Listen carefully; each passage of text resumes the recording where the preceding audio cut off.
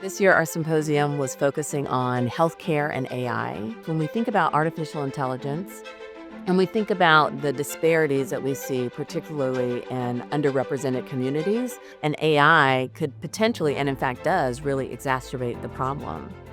So when we think about how we're educating our students, we think about it in two ways. So one, we want to make sure that our students are able to leverage the technology to do their job better, do their job more efficiently, serve more clients, because we have a huge access to justice issue.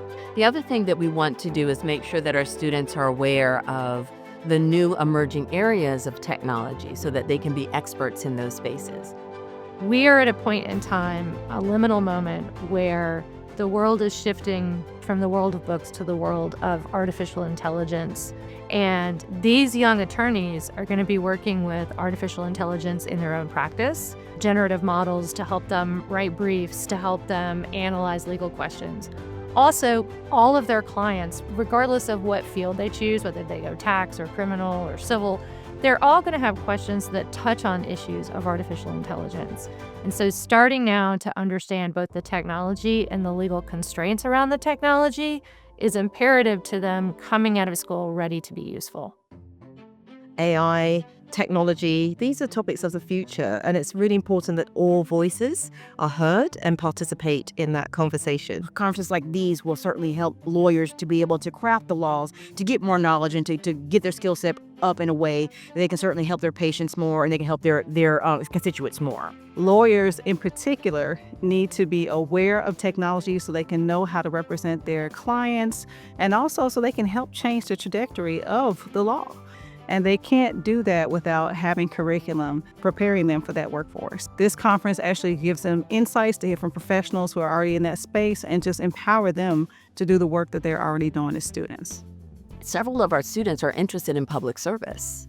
And so to be able to meet and interact with our legislators, to get their insight, to get, kind of an inside view of what it means to be a public servant, it was really incredibly valuable to have them participate in this program.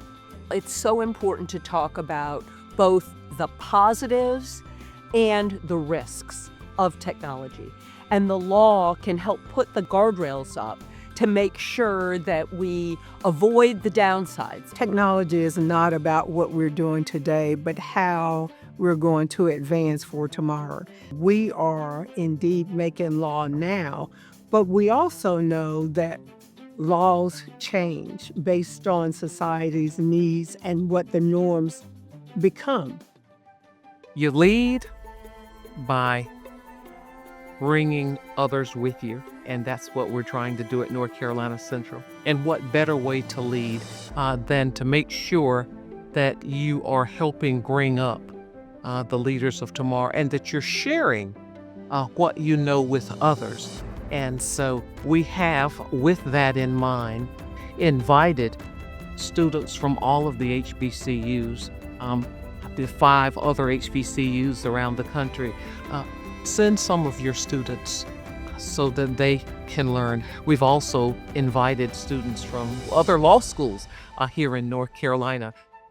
I think that this is, in my opinion, the first of its kind in terms of innovation and really North Carolina Central spearheading the change in technology and access in the legal field. Working with the students and exposing the students to legal professionals, congressional members, business owners, entrepreneurs, and other people who are really working in the tech space can really help to empower them to know that they have a voice and that they can help change AI regulations and policies and how they're developed and deployed here in the United States and beyond.